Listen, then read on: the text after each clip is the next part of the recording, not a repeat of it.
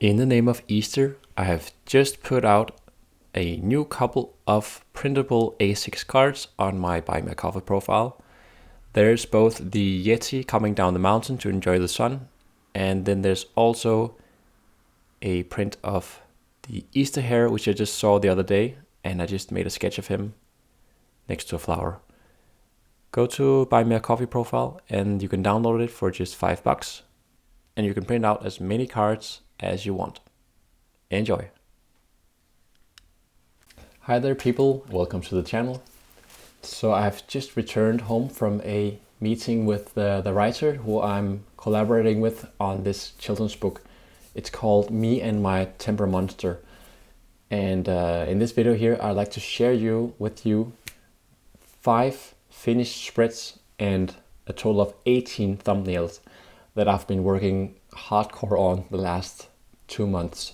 So if I look a bit tired, it's because I've been working almost every evening to get finished. Also getting the cover finished. And let's just start with the cover. I just printed it out here and mounted it on some cardboard. I'm very happy with the result. It's catchy. It's a teaser of the story, and yeah, it tells you about the character and has a gist of the climax in the story. The writer was also happy about it, so of course I'm very happy. I can show you it here on the screen to show you that the colors are much more saturated in real life. This is just because it's my printer that's not very good at handling colors, but here on the screen we can see it in all its saturated colors. What I'm really happy about is the composition itself. It's bold, and you have some diagonals in there, and you have her looking off page and you're kind of wondering what she's mad at. And I like the shade of the dragon, or is it snake? Who knows? The shade here on the snow, and then her kind of fist with the snow falling off the fist. So they're kind of melting together, which is a point in the story. So that's the cover. I'll also share a video soon about the process of making the cover, because to tell you the truth, it took a long while to get here. It was the last 10% that I needed. Let's move on to the finished spreads of the books. So we will go here and have a look. And this is actually one of the first pages of the book. We see it's a kind of a collage spread. So we see this guy called Frank, who's the character's temper monster. We see him in action. It's very fun to make. Next spread, they are on their way to skiing vacation. And again, Frank here is in action.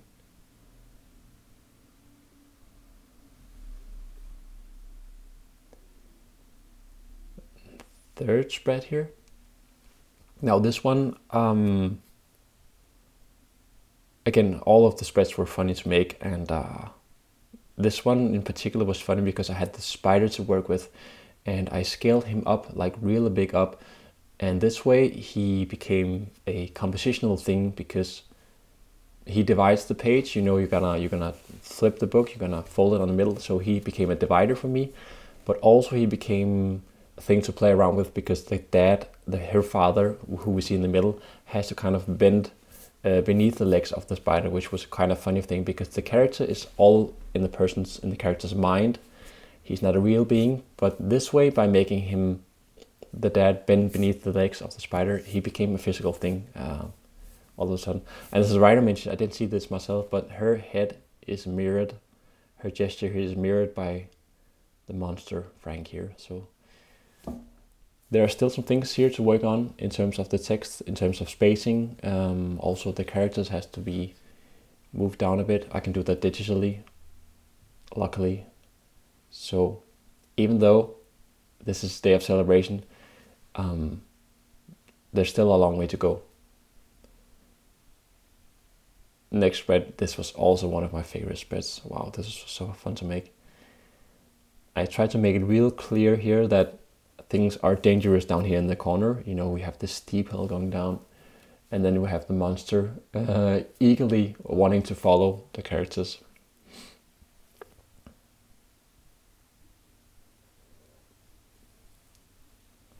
The line work is made in hand, and the coloring is digital. So I'm happy about that, because right now when I'm going to change a couple of things, I need to be able to change the colors also, of course. This was the favorite spread of the writer. She really liked this. This is the first time I've been spending so much time drawing a dragon. And I used myself as a reference here to get the pose of the dragon, how it was standing. I couldn't kind of figure out how, there was something wrong when I sketched it out. I couldn't get the relationship right between the neck and the claws and all that, so I had to kind of get down there on the floor, hands and knees, and do it myself. And it reminded me of when they made The Hobbit, how Benedict Cumberbatch actually played the part of not only the voice of Smaug the dragon, but also the physical gestures, like actually playing Smaug. So I felt a connection there with Benedict. It was fun to play a dragon. That was the spreads. Let's go ahead and look at the equally important thumbnails.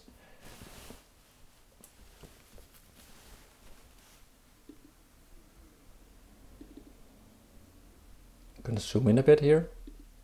So the thumbnails are essentially just to show the publisher that we, as a writer and as an illustrator, have thought about the rest of the composition of the book, the rest of the story.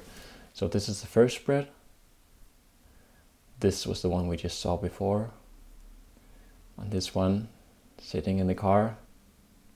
Again, mirroring each other's position. We have the spider. Oh, we actually missed one here. Let's see. Oh, yeah, we have this one where they drive in the car. And it's a car made of cheese because the character feels that way. This one we saw. Here we are introduced to a new character called Axel, the spider. Frank becomes a vulture. This one you saw. And that was 9 thumbnails. Let's move on to the second page of the thumbnails.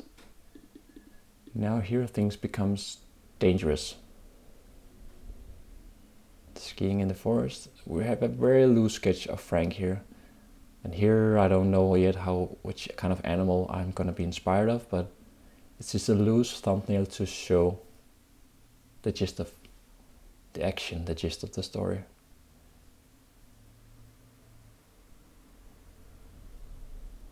Moving up to a climax here. The dragon. Conflict. Frank here becomes a bit frightened because there's something at stake here, and this is one of the really climactic scenes of the story. So we have a Lavina, and the first time ever I had to draw a Lavina. I think this was really fun and entered into a new way of how I could go about style and play around with brushes in Photoshop, which was really, really fun. We have 2 birds here echoing their escape from the Lavina.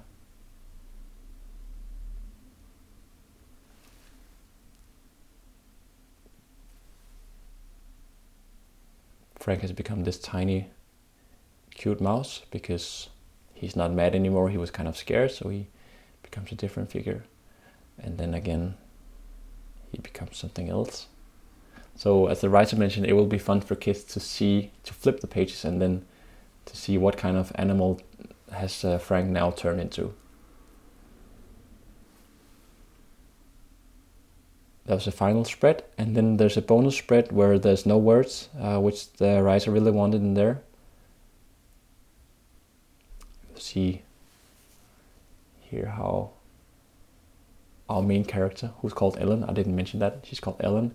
She hasn't, like, she has gone through a development in the story, character development, but she still has not accepted the fact that how things are. Her monster, her temper monster, is still at play here.